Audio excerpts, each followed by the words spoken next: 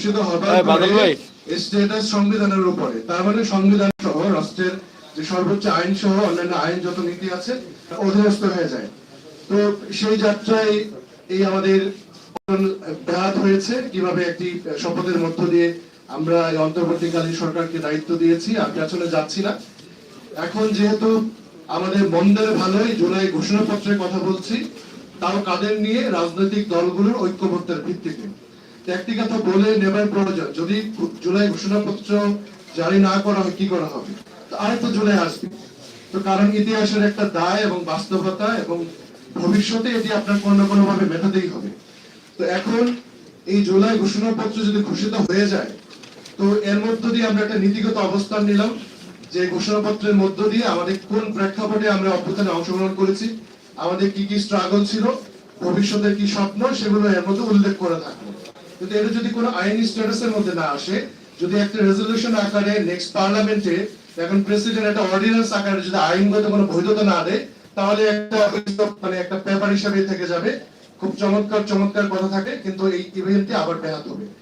তো এই ঘোষণাপত্র এজন্যই দরকার যে 1971 সালে আমরা একটা ভূখণ্ডগত একটা স্বাধীনতা পেয়েছি, কিন্তু আমাদের রাজনৈতিক স্বাধীনতা বাস্তবায়ন হয়েছে 2024-এ, এবং এটি শাহাদাত বরণের মধ্য দিয়ে, পঙ্গুত্বের বরণের মধ্য দিয়ে এবং সমগ্র জাতির একটা মহা জাগরণের মধ্য দিয়ে।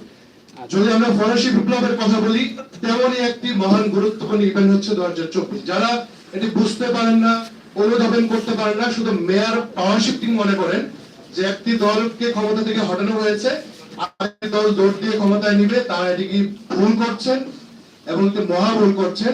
যদি এই পুরো মহাজাগরণকে আমরা বুঝতে না পারে শুধুমাত্র ক্ষমতা হস্তান্তরের একটি ইভেন্ট আকারে দেখি, তাহলে ভবিষ্যতে আবারও রক্তপাত হবে, আবারও জনগণ মাঠে নামবে এবং একটি রাষ্ট্র কাঠামোর ব্যাপক পরিবর্তনের জন্য আবারও সংগ্রাম করবে। তো এই জন্য আমরা সুস্পষ্টভাবে যেমন রাজপথে দাবি করছি, সভা সেমিনার সহ সব জায়গায় বলছি, এই ঘোষণাপত্রটি আমাদের সংবিধানের প্রস্তাবনা আকারে জুড়ে দিতে হবে, যাতে করে এটি একটি গাইডিং স্টার আকারে ভবিষ্যতে আমাদের যে কর্মযোগ্য, আমরা যে ধরনের সংস্কারের কথা বলি, যে পরিবর্তনের কথা বলি, শাসনতান্ত্রিক পরিবর্তনের কথা বলি, তার উপর বড় ধরনের প্রভাব থাকবে। এখন এই ঘোষণাপত্রে কি কি থাকবে? প্রস্তাবনার কথা যেহেতু বলা হয়েছে, দেখুন আমি পূর্বে যেটি বলেছি যে কোন প্রেক্ষাপটে আমরা এই জুলাই গণঅভ্যুত্থান, আমি খুব বেশি সময় দিব না, আমাকে 2 মিনিট বা 3 মিনিট আলাদা করলে হবে। এই জুলাই গণঅভ্যুত্থানে অংশ নেওয়ার কারণ হচ্ছে আমাদের নির্বাচন ব্যবস্থা 3 বারের নির্বাচনে নস্যাৎ করা হয়েছে, আমাদের সার্বভৌমত্ব ভুলণ্ঠিত হয়েছে, আমরা সীমান্ত হত্যা দেখেছি, আমাদের প্রেসের কোনো স্বাধীনতা ছিল না, রাজনৈতিক দলগুলোর স্বাভাবিক কার্যক্রম করার কোনো স্বাধীনতা ছিল না। মৌলিক মানবাধিকার পাওয়ার জন্য নাগরিকদের যে ধরনের সুযোগ থাকার দরকার ছিল গত 16 বছরে সেটি ছিল না, বরঞ্চ স্টেট অ্যাপারেটাস সিস্টেম্যাটিক্যালি রাজনৈতিক দল, সরকার, ব্যুরোক্রেসি, মিলিটারি সহ একটি চরমতম নিপীড়ন ঘটিয়েছে, যা শেষ হয়েছে জুলাই গণহত্যার মধ্য দিয়ে।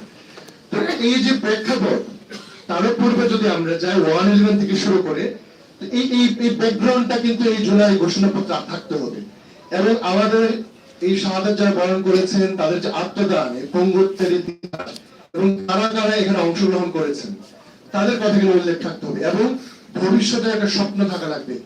দেখুন এই জুলাই 24-এর গণঅভ্যুত্থান এটি হয়েছে এই শাসনতান্ত্রিক কাঠামোর পরিবর্তনের কারণে, কারণ যাতে ভবিষ্যতে ফেসিবাল আবার ফেরত না আসে, আবার একটা হাসিনা ফেরত না আসে। তো সংস্কার হচ্ছে এই বর্তমান ইন্টারিম গভর্নমেন্টের যেমন বৈধতা, ভবিষ্যৎ